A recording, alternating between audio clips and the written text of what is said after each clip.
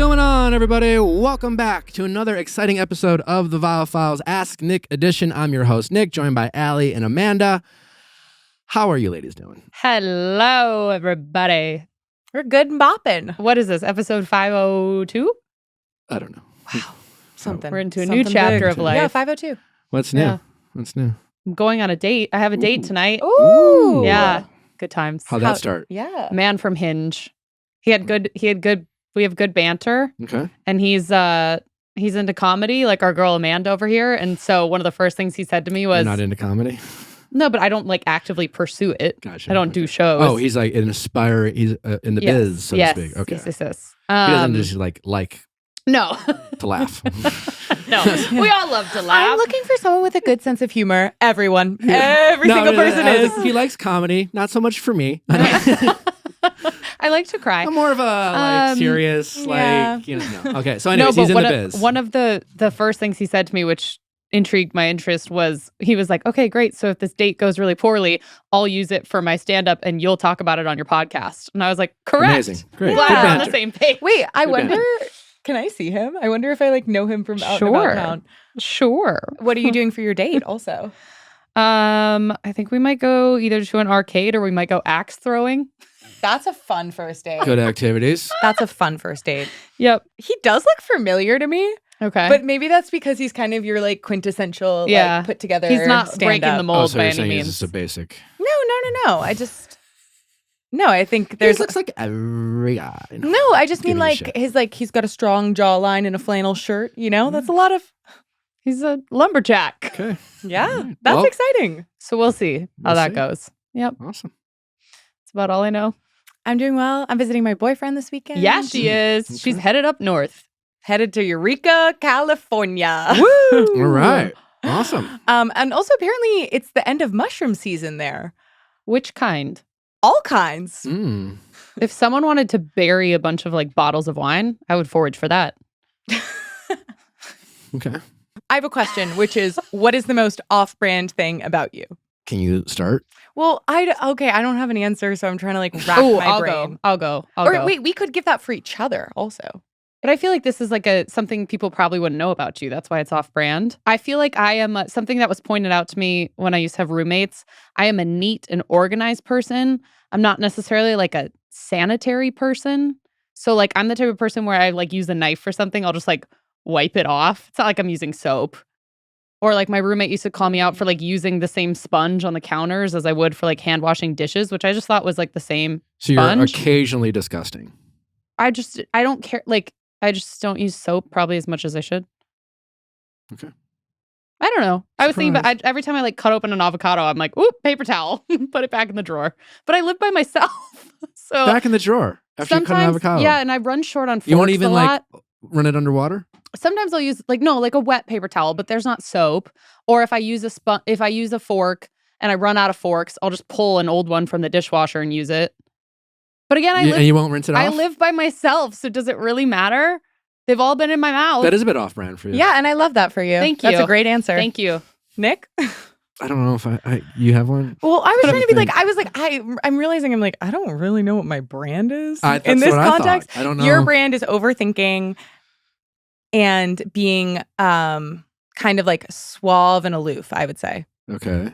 So is there anything that you're super like eager and earnest about? Or like, is there some like introvert? Is there anything really extroverted about you? Well, yeah. I mean, I'm more of an ambivert. I feel like, yeah, you have to find something that's opposite of what you like present to the public, because I feel like you guys think I'm much more put together than I am. So then this would be off brand. I feel like maybe my off-brand thing is that I was like very like big athlete vibes growing up. But currently, Amanda, Yeah, but that's now. But I That's still super. have like athlete mentality. But are you I'll take out there that. playing sports? Do I seem like I'd be competitive? Yes, Okay. absolutely. No, I'll give you the sports stuff. I think that's Like very intense, like What was your sport? like you Volleyball. You Yeah. were a jock. I mean, not a jock. No, it was like, I always felt so underserved. Play the game. No, I wish I was a jock. Nobody give me any goddamn credit. So if you went to my high school and you're listening to this, why didn't anyone pay more attention to the fact I was the only freshman who's on varsity volleyball? That's huge. I have a hard time answering this because I do feel like over the years of being someone who's, trying to come up with content, like people have seen me roller skate and they've seen me paint and they've seen me do these kind of like surprising things that people didn't expect. So I'm struggling coming up with something new. I think I have it. Okay. The most off-brand thing about you is that you're not a super engaged driver. I didn't want to say bad because that felt very rude. But like, I think no one's ever called me a good driver. Like you seem like you'd be someone who's like a very good driver in my opinion. Really? Yeah. Maybe I know you too well. Because Nick doesn't even use blinkers. What? I was behind you yesterday. You didn't even use the blinker and you were turning left in an intersection. How did this segment turn into me getting called out? All right. I'll take it. I'll take the heat. I think that's a nice answer though, saying like you seem like someone who would I'm be like dangerous. a very good I'm driver. dangerous behind the road. I would have loved if we would have brought a camera with us. I feel like us in the car is a very funny vibe because yesterday we drove to a coffee shop and Nick's like, where is this place? And I'm in the backseat. I'm like, take a left at this like intersection. And it just was a funny vibe. I don't need a navigator when I got Allie. You muscle memory or like you memorize I'm very that. good with like, if I've been there once, I can probably find it. All right. Great quality for an amazing race partner. So if anyone thought I was a good driver, watch out if you see me on the freeway. His license plate is. All right, before we get into our episode, Allie, what is our breakup song of the week? All right, this one is my personal favorite. It's been one that I've been listening to in my recent life. And it's probably other people's too, but it's so good. So if you haven't listened to it in a while, give it a re-listen. Last Kiss by Taylor Swift. It's from her Speak Now album. And it's very good. And I know it's younger Taylor. But why does it speak to you for a breakup song? Okay. There's this chunk and it says, so I'll watch your life in pictures like I used to watch you sleep. And I feel you forget me like I used to feel you breathe. And I'll keep up with our old friends just to ask them who you are. Hope it's nice where you are. Dark. But like the watching your life on pictures, like especially on social media, like feel you forget me like I used to feel you breathe. Like it's so. I would say that if you're listening to that song going through a breakup period and you relate to it, block them. Yeah. I unfollowed. Yeah. I think it's kind of a like there's because I couldn't keep watching his life in pictures. That's early stage breakup song. First 2 weeks of breakup. Okay to listen to that song and feel the feelings. If you're feeling those feelings in that breakup song, it's like a good barometer breakup song. And also note for the people, when you submit breakup songs, like, I feel like there's definitely like the sad breakup song genre, but then there's like the like empowerment, I'm moving on. Like there's stages of a breakup. This is very early. This is first week breakup song. Well, this hit me to the core 6 weeks in. So well, which means that you had some. We had to work through some things. Moving on to do. Processing isn't chronological. No, thank you. But after 6 weeks, there should be some healing.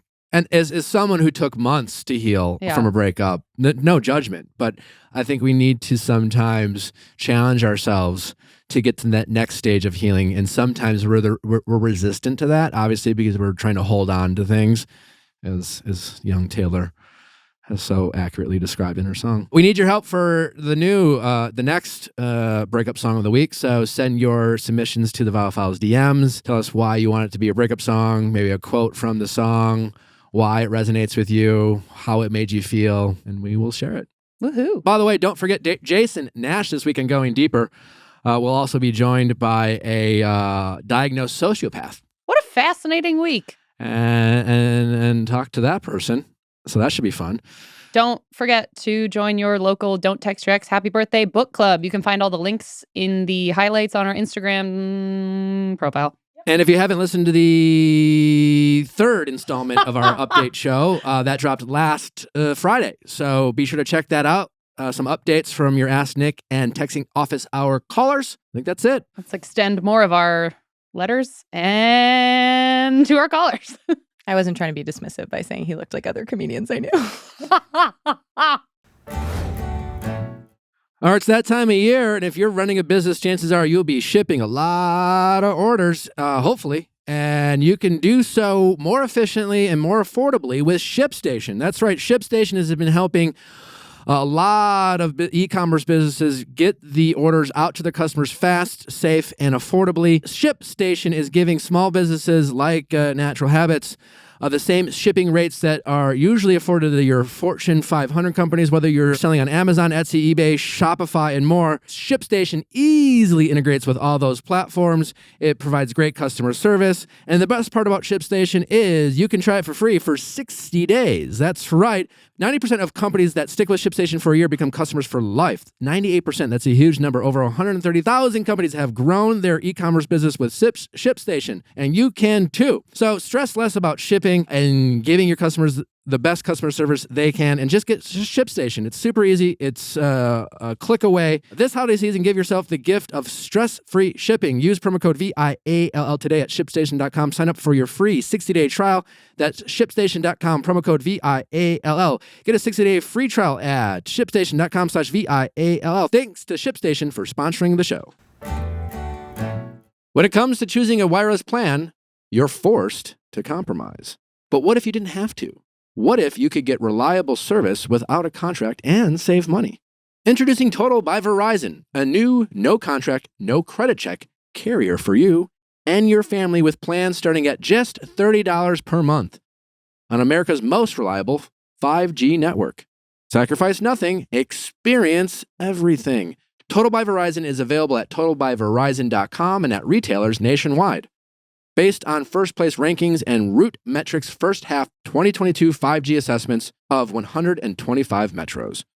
Experiences vary, not an endorsement.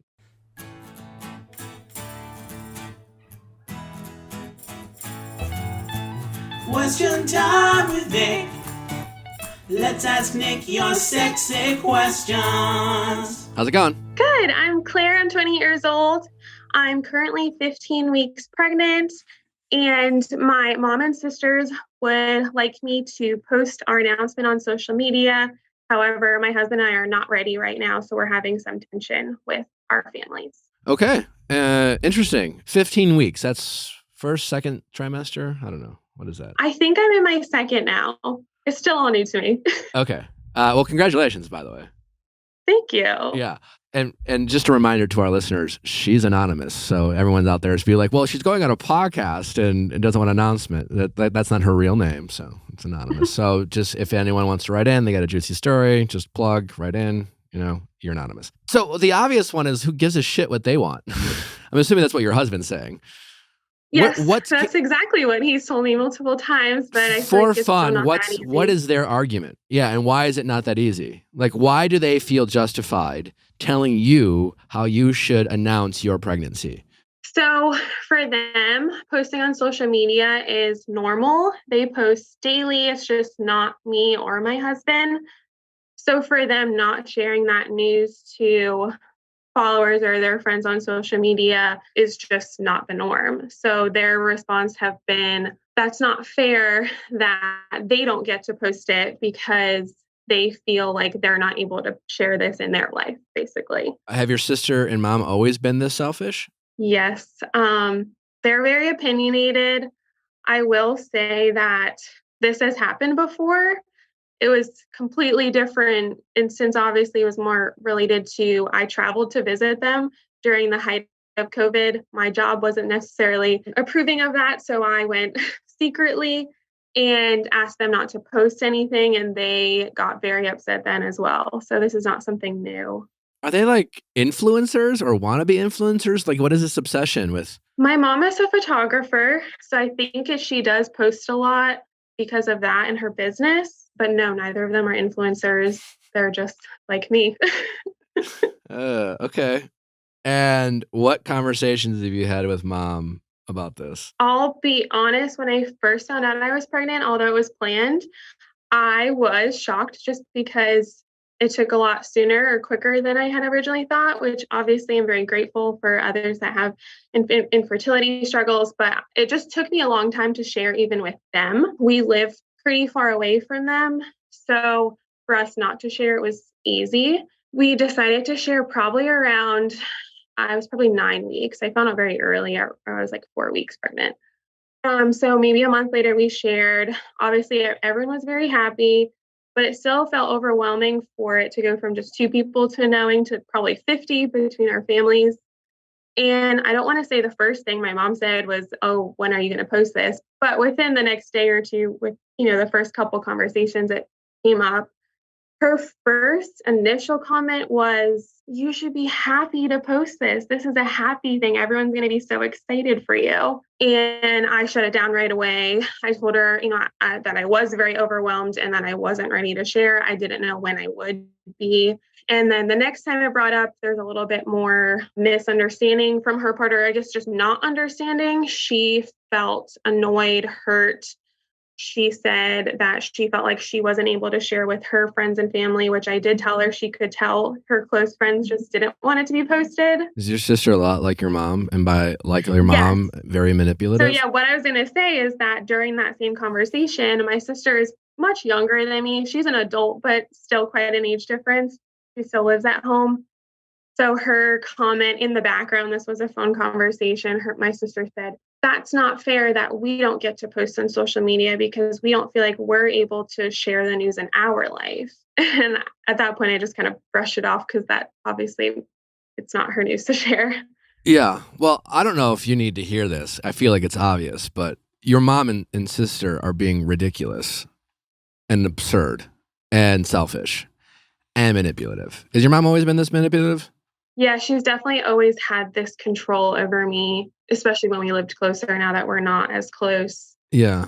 It's still there, but I think not as in the day to day, I guess. I think this is it's interesting because I definitely it sounds like this is a bigger issue, and this is definitely a lot of boundary setting needs to happen, and maybe some therapy on your part to learn how to communicate and stand up to mom. Because when your mom says shit like, "You should be happy about this. This is a happy thing." What the fuck is that? That's so manipulative. No one said you weren't happy. Of course it's a happy thing. No, you're trying to convince me by making me feel like I'm not happy because I'm not expressing my happiness in the manner of which you want to for yourself. It's so true. And you need to get good at saying that to mom. I could say that to your mom because I don't give a shit, but I know it's hard. I know it's harder, and your mom has years and years and years of history making you feel like you're doing something wrong even when you're not because she disagrees with you. I think you got to learn how to stand up to mom. I don't want you to stress about this while you're pregnant, though. No, I agree. I think that's why now it's probably the most stressful time that I've ever had to deal with any type of situation with my mom, just because it's such a larger scale of, what this is affecting in my life versus just smaller comments that she's made. Ultimately, despite their disapproval in their comments, they are respecting your request, yeah? Yes. So I guess what I really also wanted to talk about today was they're visiting in a couple weeks. No. We are going to do a gender reveal then. My sister's the only one that knows. So she's planning something here for us. We just moved to this area, so it's going to be 5 of us, so very, very small. And I guess which is why I wrote in, was I reached out to them just to ask them the details, whether it needs to be inside, outside. They responded that it needed to be outside, just was trying to figure out details to include my husband's family in as well. I actually do have some text messages for this specific conversation.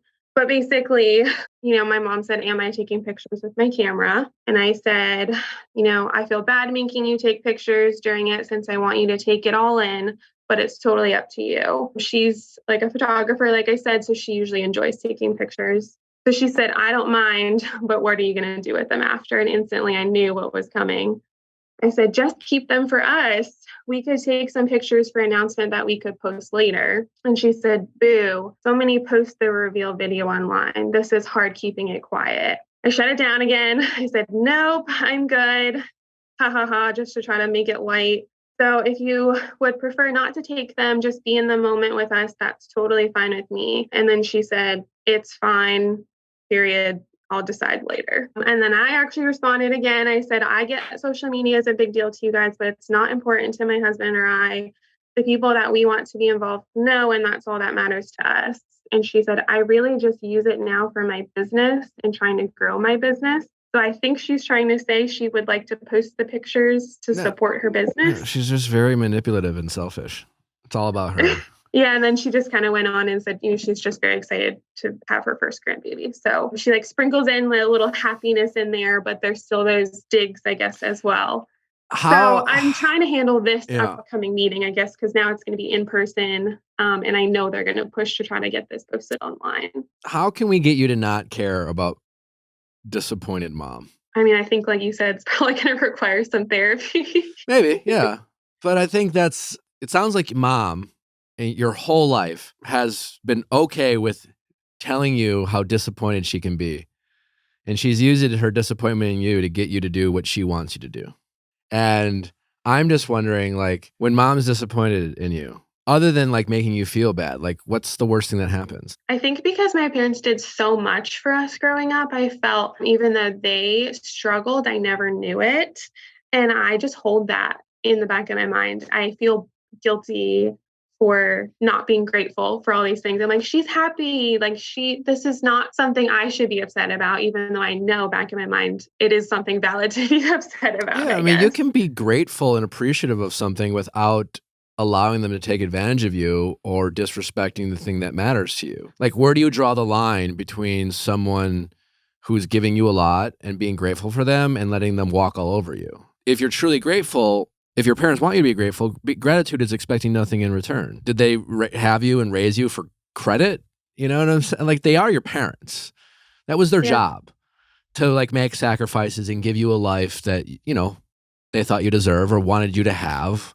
Every parent's dream is to give their kids life maybe better than what they had, et cetera, et cetera. Like, do you really owe them? I mean, again, I'm incredibly grateful for everything my parents did. I am fully aware of how many sacrifices my parents made on behalf of their children. And it sometimes frustrates me how ungrateful some of my other siblings seem to be at times. Whether that's accurate or not, but that's the perception I sometimes have. And I can have a frustration towards that. This is all to say, like, none of that like gives my parents permission to use what they've done to, manipulate and make me feel guilty for like some one-off situation that I disagree with that has to do with like my life, and that, I want to share with them, et cetera, but like I just think you need to get past this hurdle of you crumbling when mom's disappointed at you. Like, can you get to a place of just like not giving a shit? I'd like to, because I feel like it takes up so much of my daily energy. Yeah. Especially when things like this happens. Have you ever had a conversation with your mom about this topic? Say, every once in a while when you want something and we don't see eye to eye, you have this way of making passive aggressive comments and guilting. Did you think I wasn't happy to be pregnant just because I didn't want to allow you to post on social media? I mean, you just got to stand up to your mom, and your mom's probably going to cry, and your mom's, they're so fucking manipulative. And I love my mom, but like they are, and she's going to cry and like, oh, well, I just, especially when you finally stand up to your mom, she's still going to cry, and she's going to make you feel real bad. I wouldn't feel anything. I mean, it sounds cold, but like she's gonna be fine. It's an adult throwing a temper tantrum. That's all it is. When adult kids stand up to their parents, your mom crying is her knowing that she's wrong. In my very non-expert opinion. Is that the time I should do this, or should I do it now? I think right now you should prioritize your pregnancy and your mental health and your stress and do whatever you can to avoid stress. You should give yourself permission to just ignore it for the time being and just not care. Your mom's going to be fine. Her business is not banked on whether you are promoting your pregnancy. Doesn't even make sense.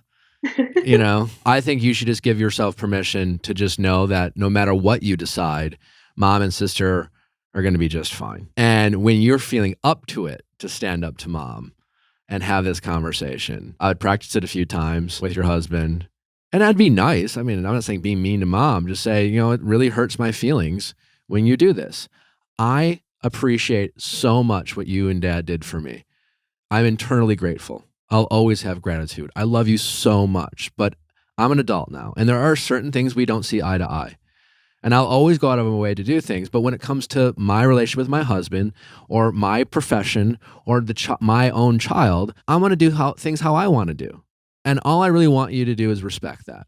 And I really don't want to hear your opinion. I just want your support. And I think that's okay for me to ask. I'm just not going to listen to those other comments because they're hurtful and they make me sad. And then it makes me stressed out and it makes me worried. And that affects my pregnancy. Do you want to affect my pregnancy, Mom, by stressing me out for your Instagram?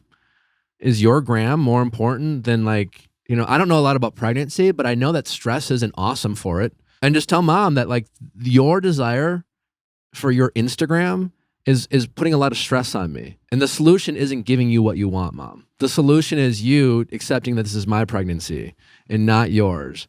And we will do things on our time. And it's your job to respect that and support me as my mom. This show is sponsored by BetterHelp.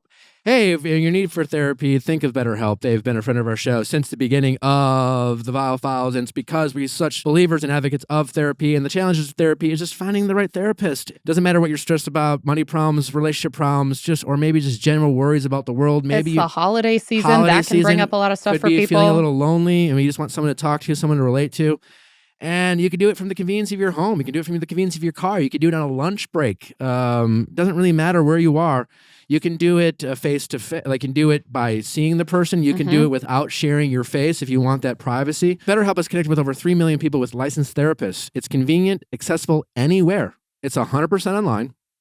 And it's far more affordable than in-person therapy. They have therapists that are trained to help you figure out the cause of challenging emotions and learn productive coping skills. No waiting rooms, no traffic, and no endless searching for the right therapist. It's so easy with BetterHelp. You just go to BetterHelp.com. You take a quick assessment of what your needs are. They'll align you with a therapist. And if it doesn't work out the first time, if you don't even feel an immediate connection with that therapist, you can always try someone new. And I feel like some of those factors are even the bigger, beyond cost, which BetterHelp is so affordable. Like you said, the traveling there, the finding someone, then having to find someone else, adding your commute to the time it takes you away from home. It just makes it so much more accessible. Learn more and save 10% off your first month at BetterHelp.com/ViallFiles. That's BetterHelp, HELP.com/VIALLFILES. Grammarly, hey, all those people who are bad at grammar, don't know where commas go, and if you're anything like me, that's Grammarly is helping people sound more professional, save time. And I hate proofreading. And the problem with proofreading is I don't even I'll waste time proofreading because I'm not even going to catch my mistakes. Let Grammarly do it for you. So I've been using Grammarly because I'm running the email that coordinates all of the Don't Text Your Ex Happy Birthday book clubs. And I'm sending a ton of emails. Some of the information is the same. Some of it's different. Certain cities have multiple people. Certain people only have one. So I have to make sure the verbs are right. The tone is right. I want to be friendly, but I also want to be professional because let's be honest, no one wants to run a book club if I'm sending you an email with a bunch of typos or if things aren't right. So it's been a huge help of just looking over my shoulder, proofreading everything for me so I can work efficiently and I can work quickly and everyone's getting the information that they need to operate these book clubs. Also, join your local book club because it's going to be great. And so now everyone thinks I'm an excellent writer and I'm working at the speed of light. And you too, whether it's for work or essays for school or even just, communicating with customers or family, you want to make sure that you're sending the right message. And then Grammarly also has Grammarly Premium's Advanced Tone program, which helps you suggest the best tone and communicate confidently with others to move projects forward. And the right tone can move any project forward when you get it just right with Grammarly. So go to Grammarly.com/tone, TONE, to download and learn more about Grammarly's Premium's Advanced Tone Suggestions. That's GRAMMARLY.com/TONE. Grammarly. Do life right. So, and I feel like if I don't want to stress, like you said, during the pregnancy, but since they are visiting in a few weeks, I think that if it does come up, I might just have to say that to prevent future stress. Because if not, it's just going to keep coming up. Would you feel comfortable having your husband have this conversation with your mom? Actually, yeah. He's been in their lives, the last 12 years. So I don't know. Again, if you feel comfortable having it, have it. But he's involved in this decision too. And honestly, if I, was pregnant with, not me, but if we were pregnant, if we were married or engaged, or if my girlfriend's mom was doing this as long as my girlfriend was okay with it, I would be down to have that conversation. And I would do it really nicely, but it'd just be this is not okay. It's not okay for you to say this. And it might be a little easier for him because he doesn't have all these years of your mom, what I'm saying you should do, I understand is much harder than it sounds. It's not easy to stand up to mom and dad if you don't have a history of doing it, especially with a mom like this. And a lot of moms are like this. So it just might be easier for him. So maybe talk with him about that. I actually like that. Yeah. Like, it's not me, chickening out or anything, but I think it might even come across a little bit clearer from him. Yeah. And it could go something like this. Hey, I just want to reach out. Pam, whatever, mom, whatever he calls her. I don't know. Excited to have you out.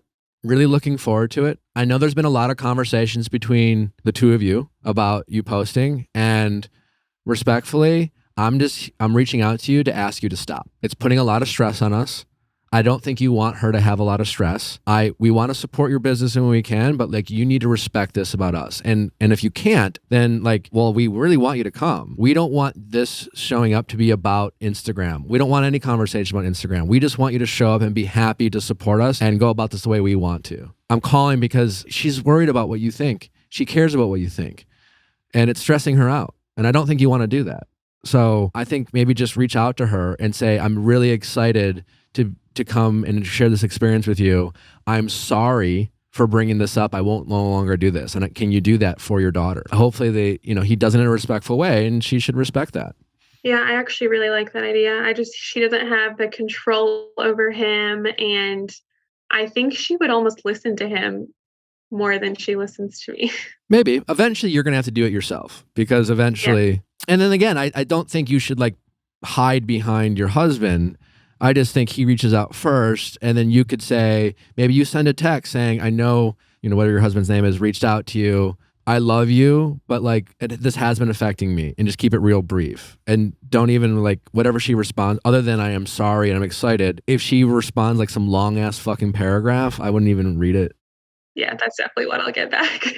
But no, I think your husband should make it very clear what he expects her response to be, which is, if you're going to send her anything, you should only send her, I'm excited to see you. I am sorry for adding stress. If you're going to say anything other than that, don't say it. And then what about my sister? You think just deal with my mom for now? Sure. I mean, I don't know what your relationship is, what your husband's relationship with your sister, but it sounds like she follows suit. I think so. I think that's it. Yeah. But your husband can have the same conversation with her. And again, this is, shouldn't be you call her up and yell at her or be mean about it, but just say, hey, listen, this has been really challenging for us. And I don't know why you guys insist on this. And maybe you don't realize it, but it's causing a lot of stress. And do you really want her to be experiencing stress over this? You guys are prioritizing Instagram. That's ridiculous. So I need you to put your own selfish needs aside and support this really beautiful thing that we are really excited about. But we just don't give a shit about Instagram. And that's great that you do, but that's not our problem. And he might be a little bit more chill than that. But I do think he should have a very, a tone of, I'm being serious. This is not an easy conversation to have, but it's an important one. I like that. I really do. Because I'd really like this not to come up during their trip and just for us to enjoy everything. So if we could get something out there before then, I think it would help. But yeah, he can be the bad cop for now. Okay. And then, I actually really like that idea. I feel good about that. I feel like I already feel a little bit less stressed. Mom loves you. She's not going anywhere. She's just really good at making you feel bad because when she doesn't get her way. And she's used to having control over you because there's a period in her life where she was in charge of your life. And it's just hard to let that go. You have to kind of stand up to her at some point. I would consider therapy to help you with that problem. I think that's honestly a really good idea as well. I think I would need it. So a little bit more guidance, constant guidance with that, because it's going to probably take, I know I'm going to get some backlash in the future, and just how to navigate all that would be helpful. I think this is a pretty common issue with moms and daughters. My mom had this with her mom. It's a thing. Your mom loves you. And I think that's what you got to really remind yourself every time you worried about disappointing mom as an adult, that she's not going anywhere and she still loves you and she's just being selfish right now. So that's not something you should concern yourself with. You shouldn't be made to feel bad. You should just know that she's being selfish, like a child, because your mom is acting like a child right now. So, but she's not going anywhere. And I keep saying this because there must be some sort of internalized fear that you have of mom not loving you anymore if you don't give her what she wants, or disappointing her, or things like that.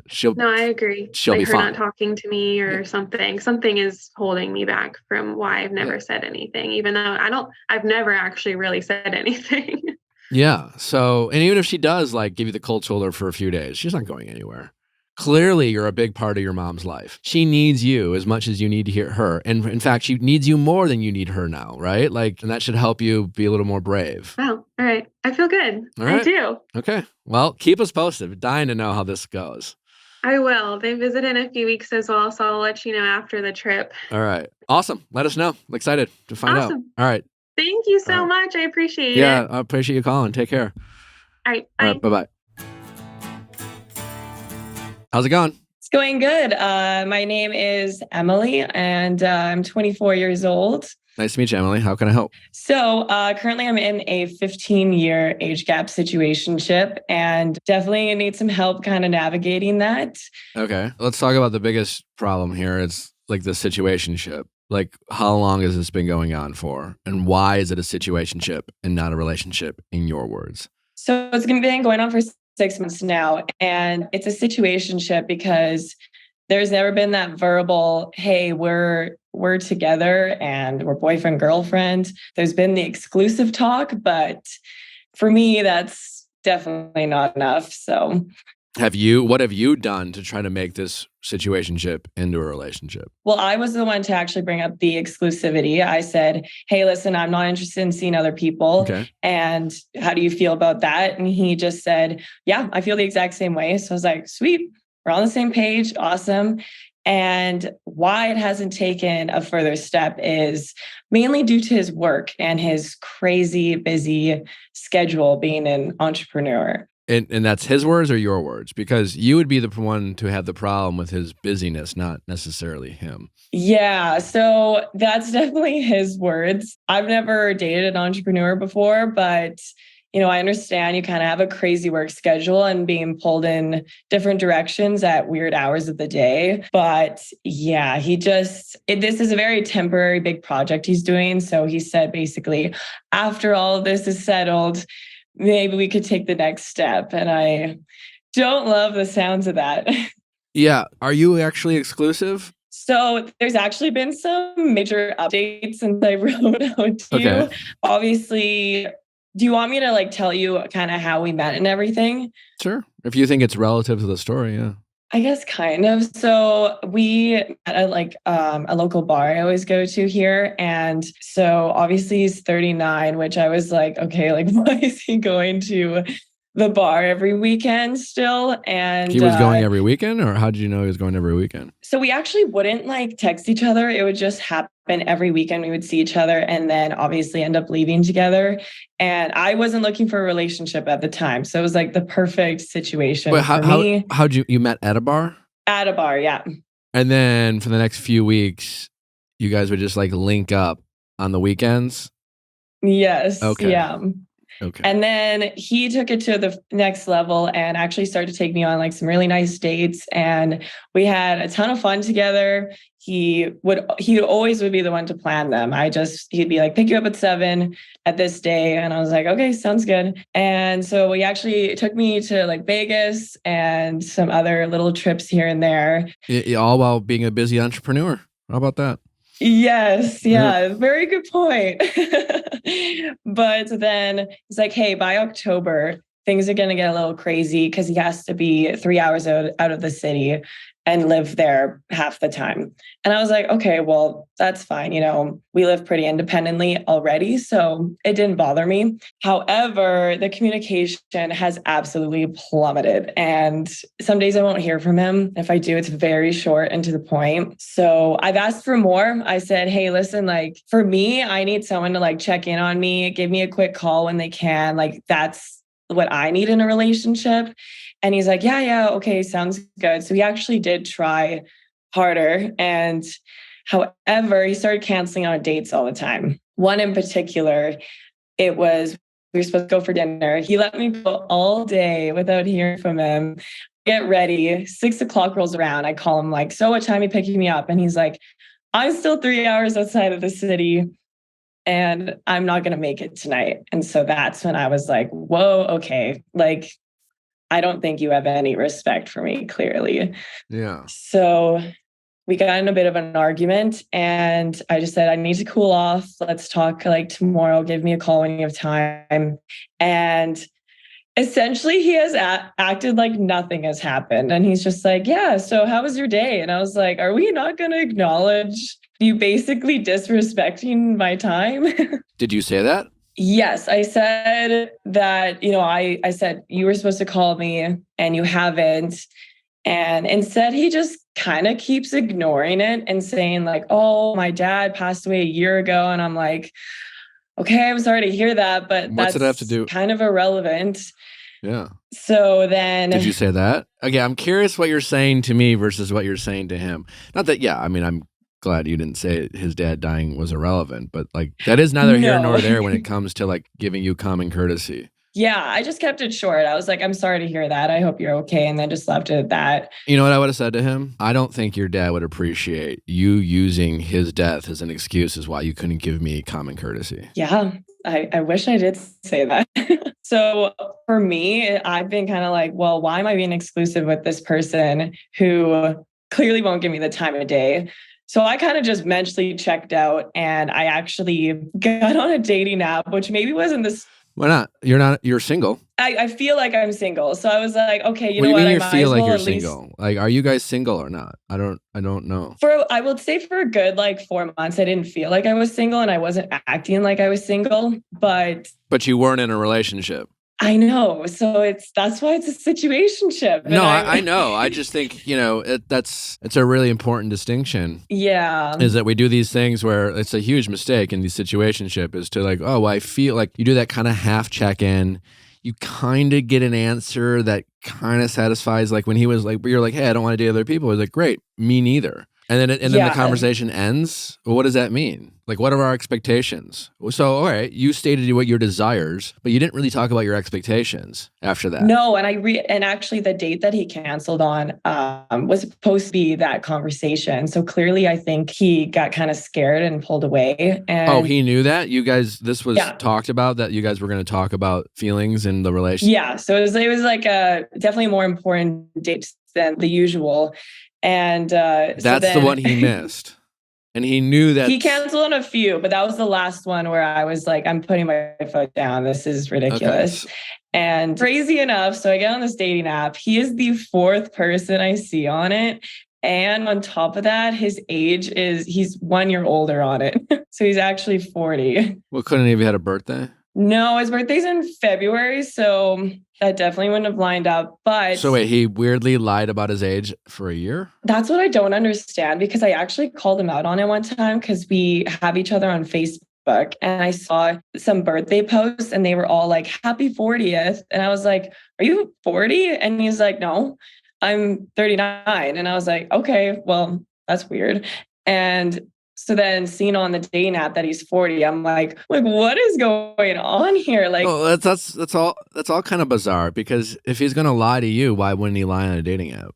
Well, exactly. Because maybe he can't, maybe he wants. I'm so confused because we don't necessarily not run into the same circles. So I would have found out at some point, obviously. And I actually feel like I was hanging out with someone who I don't even recognize now.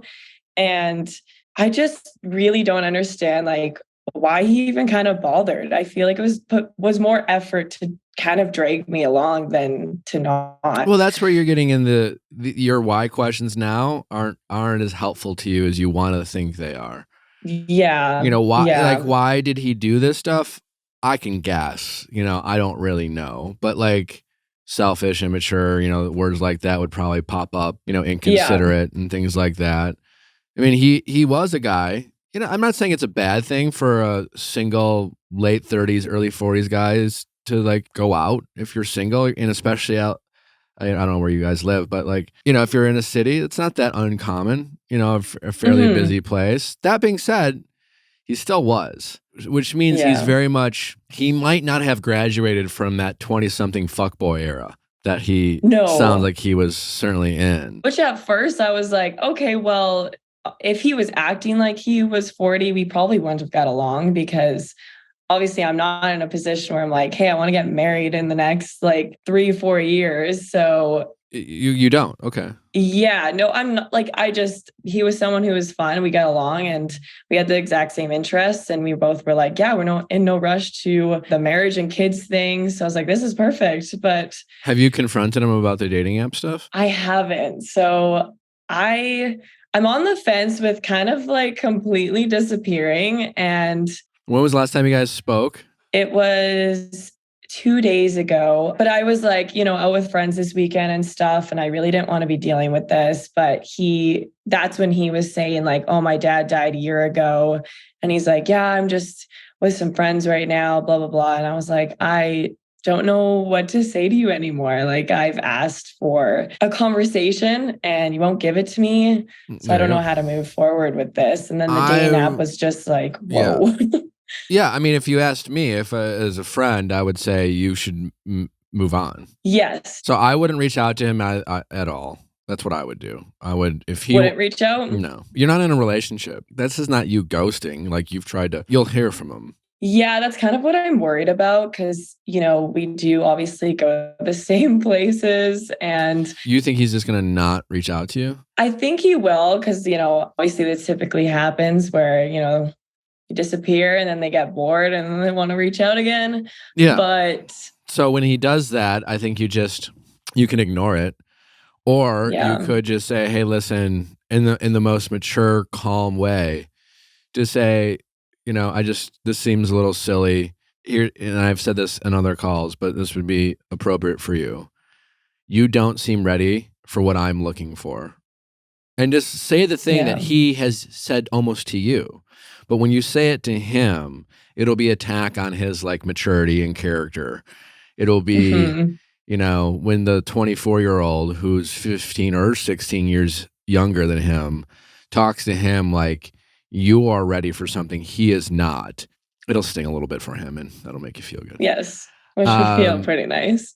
So you just say you're not ready for what I'm looking for, or maybe you're not capable of what I'm looking for. But I don't appreciate I like that one, yeah. Yeah. But I don't appreciate you canceling me, not following up. I don't even know how old you are. You're clearly on the apps. This is just, generally been, unfortunately for me, a bit of a time waster. And I'm not mad at you. I'm just moving on. Okay, yeah. I think that's perfect because, if he reaches out, I'll say that. But if not, then eventually he will. Yeah.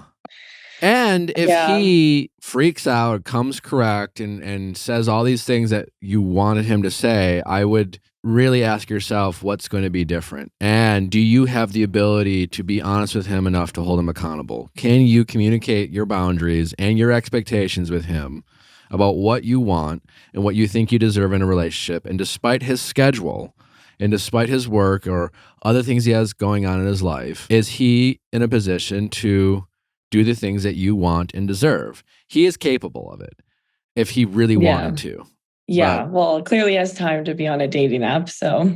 Yeah, he has the time to fuck around. He's capable of fucking around. Yeah, because I think when I started to act a little more serious with him, that's when I was like, oh, funny, he's now pulling away. Yeah, and if he does like try to convince you to give him another shot, just be like, why? Like, I don't believe you're capable of what the things I need.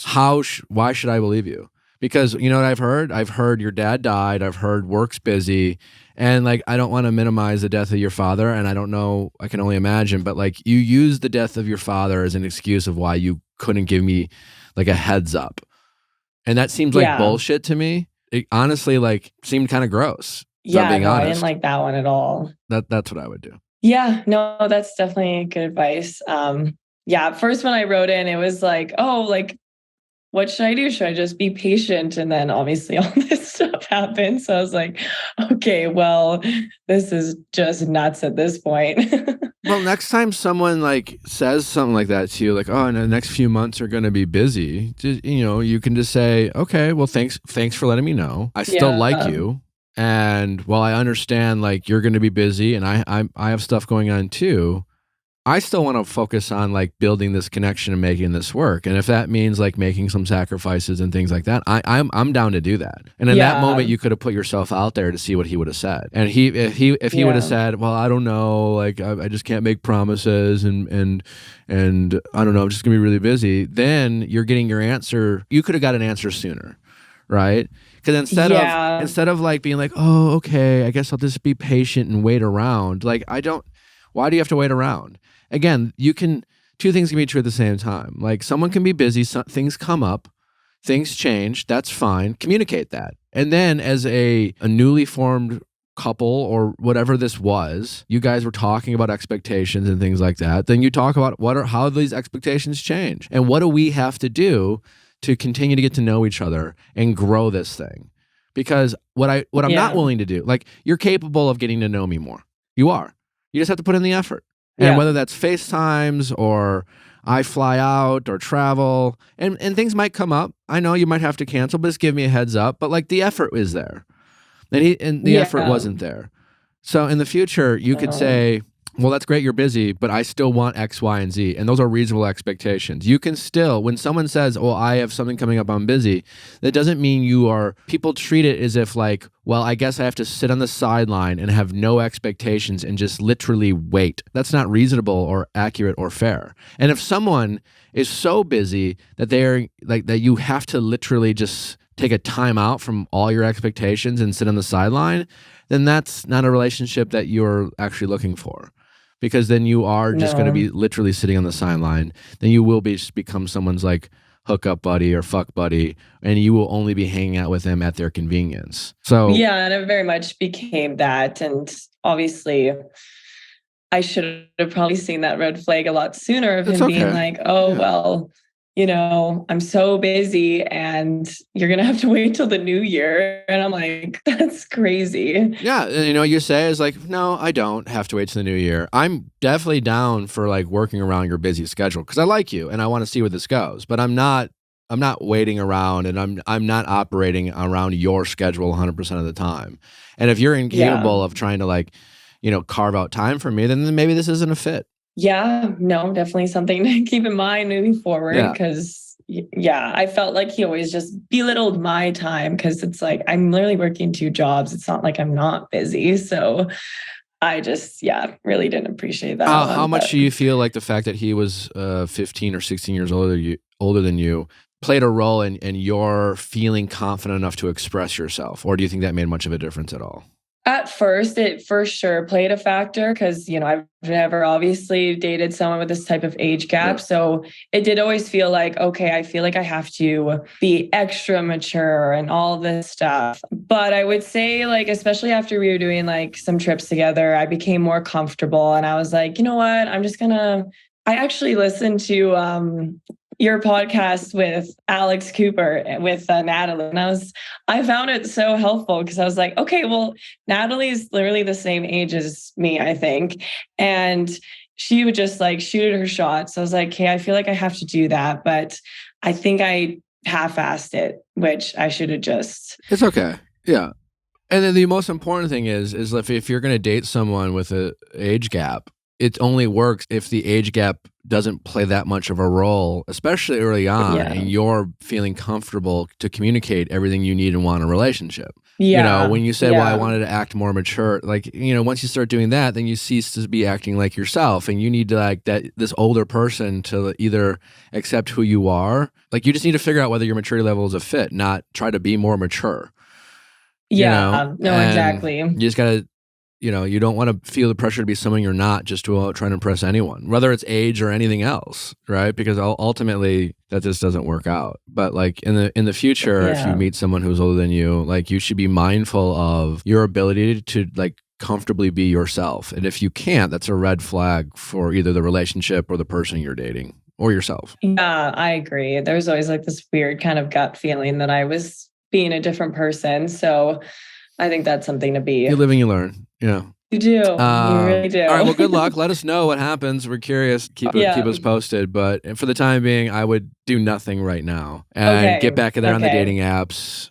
Mourn. Yeah. Like mourn the it's all right. You can feel sad about it. It's all right. Yeah. You don't have to pretend not to care. And then if he reaches back out, I would just be very calm and okay and communicate very directly about you've just moved on because this is not the type of behavior that you want in your life, and you don't think he's capable of giving it to you, and that's okay. Okay, well, thanks so much for your advice. Oh, my pleasure. And if he throws up he's busy in your face, be like, that's not an excuse. Like, you can be busy and considerate at the same time. Okay, sounds good. Well, thanks so much. Right. I love your podcast. Thank you so much. I appreciate it. Take care. How's it going? I'm good. Thank you, Nick. Nice to talk with you. Nice to talk with you. What's your name? I'm Nicole. I'm 27.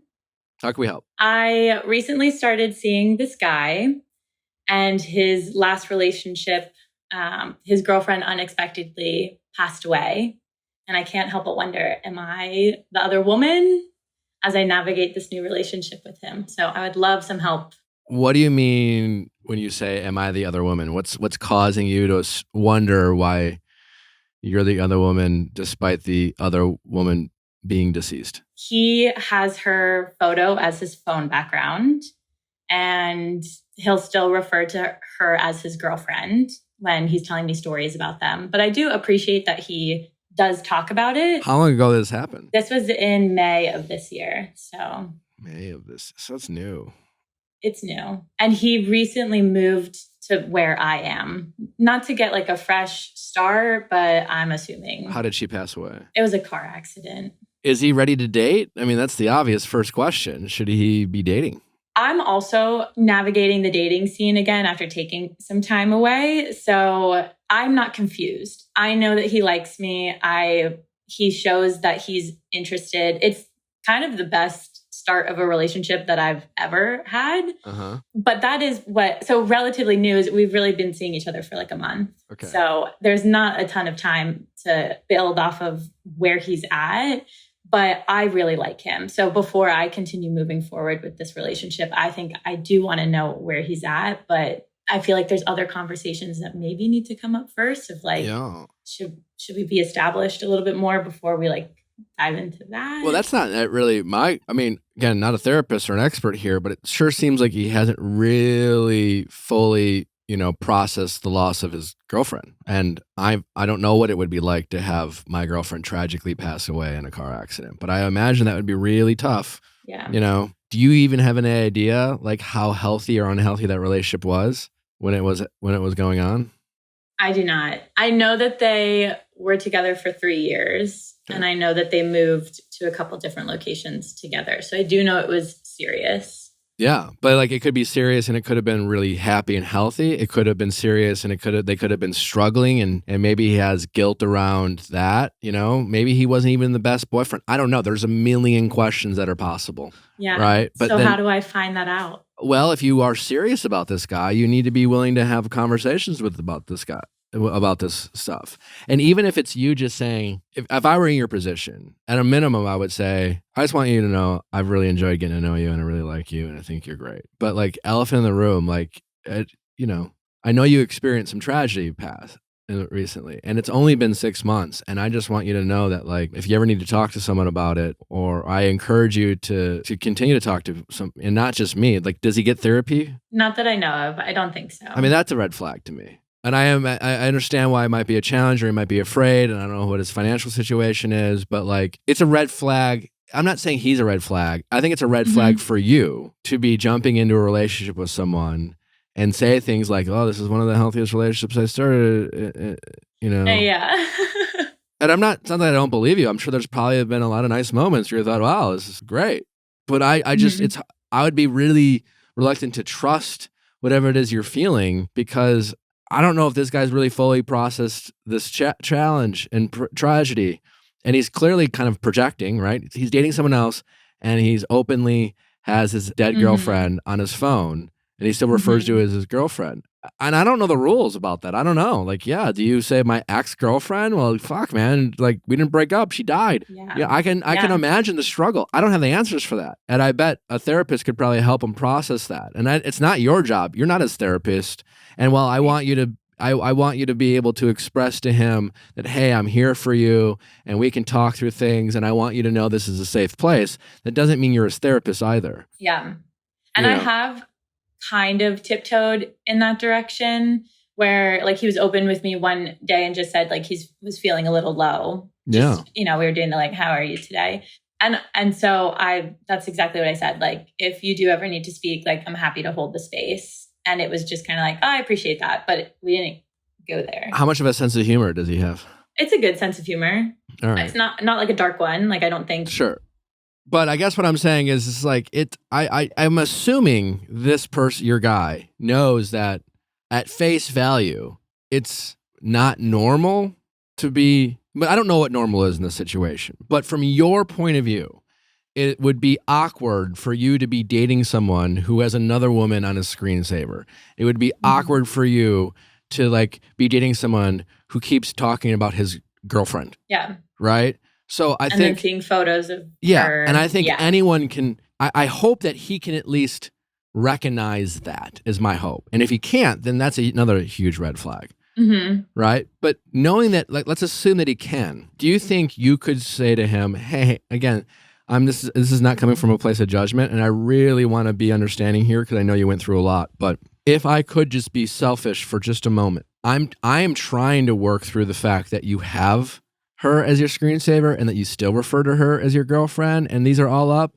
And I don't have the answer of what's normal and what's right or what's okay because, again, I don't know what it's like to be in your shoes. But I don't think this is kind of sustainable for either of us. And so don't you think that maybe we should try to figure that part out, or like you should figure that out? Mm-hmm. I just like some conversations to get him to see that this isn't sustainable and that, like, while you might not have the answers, you encourage him to seek those answers out through ideally therapy.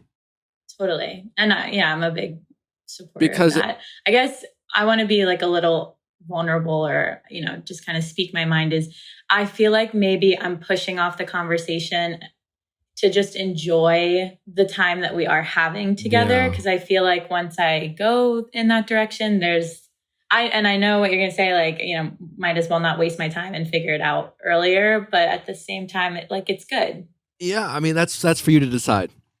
But you do know that you're potentially setting yourself up for disappointment and wasting your time. As long as you know that, I mean, you're making a conscious choice to say, hey, I had my own dating struggles. I took some time off from dating. I chose to get back out there. I met a really great guy. Turns out he's just dealing with some death, and that sucks. But I am really enjoying it. I just want to enjoy him for now. I get it. I do. But just you have to be honest with yourself about the risks you're taking. That's what you have to do at a minimum. So even when you are disappointed and you're like, oh, I shouldn't have done that, at least there's that voice inside that says, we kind of knew. We kind of knew. And so that will help you get over it if you are forced to get over something when you maybe realize that he has so much work to do and hasn't begun to process this and he is incapable of being the partner that you need until he does. We don't really have the answers there yet. I know. And I guess I'm also anticipating like maybe the worst case scenario of like I open up this conversation and then he comes back and I realize how not ready he is to be in a relationship. But if he does then start to show other things, I guess this is coming back on me too. Like I have to choose if I want to be there for him through a possible grieving period that he hasn't even begun yet. Yeah. I'm just a big believer in progress of any kind, and it regardless of the speed of the progress. There's nothing wrong with, and again, maybe an expert might disagree with me, but I think you're capable of making this work. It's just a matter of like, how patient are you willing to be, and how good are you at finding that balance of communicating your needs and expectations while trying to be empathetic with what he's experiencing. Yeah. Because I think a lot of people in your shoes would set aside their own personal needs in a relationship, try to like focus on what he needs.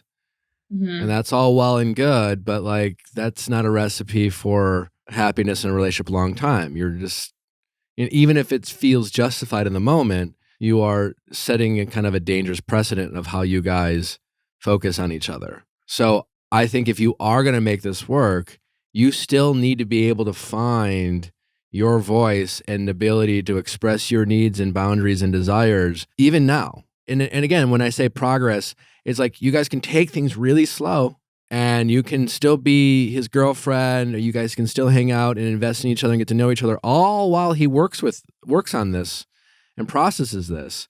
But it's going to require some patience on both of your parts, and especially you, because there no doubt will be moments where you'll want to escalate things because you think things are going well, but you want to make sure he's capable of doing that. Yeah. Because you don't want to wake up one day and like be like, I love him, and then him realize he just enjoyed having you around because, you helped him forget. I know. That's what I would hate to come to terms with.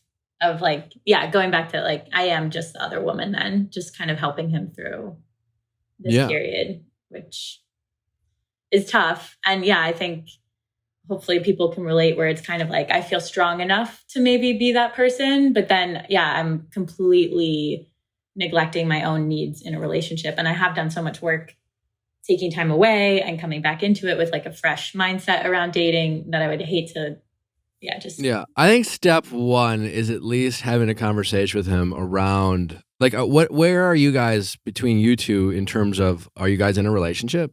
No. You're not.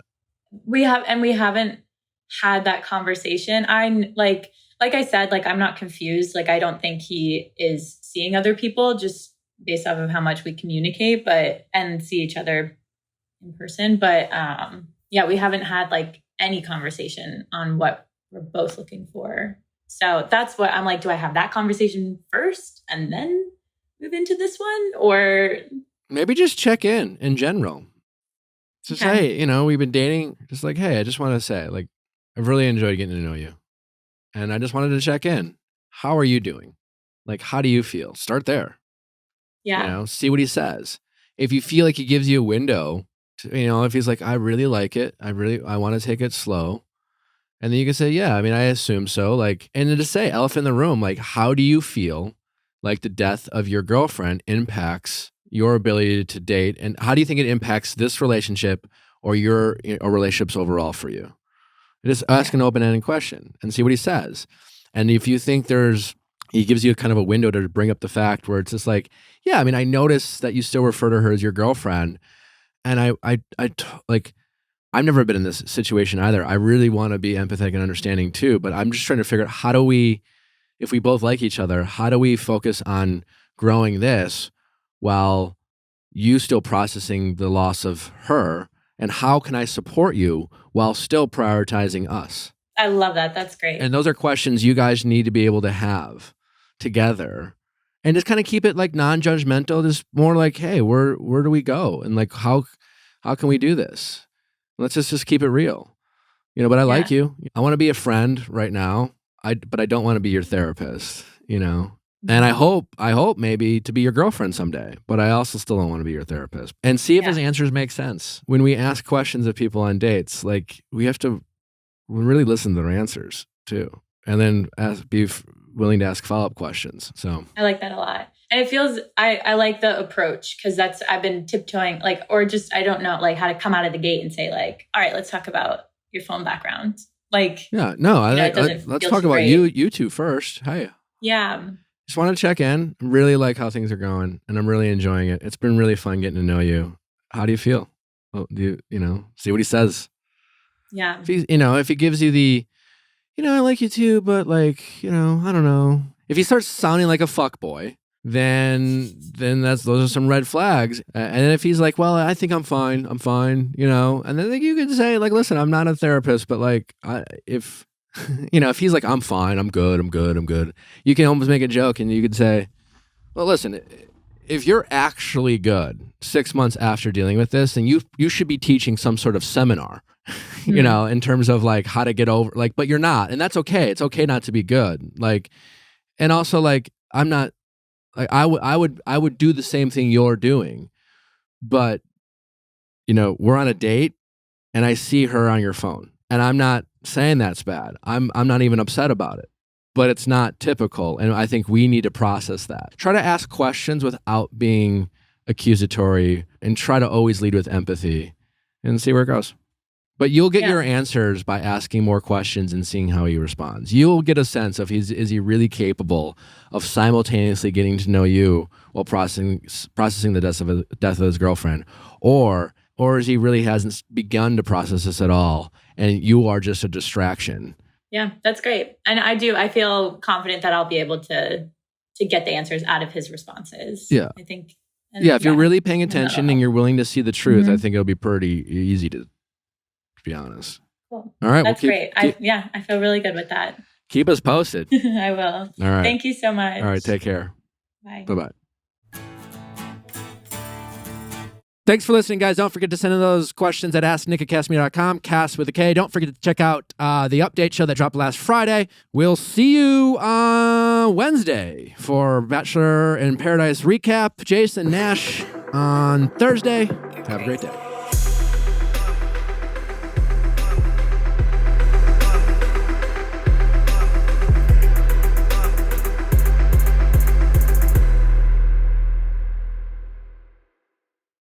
Hey guys, thanks for watching. Before you go, make sure you like, subscribe, and ring that bell so you don't miss any future videos like our Tuesday Bachelor recaps and Wednesday celebrity and expert interviews. See you next time.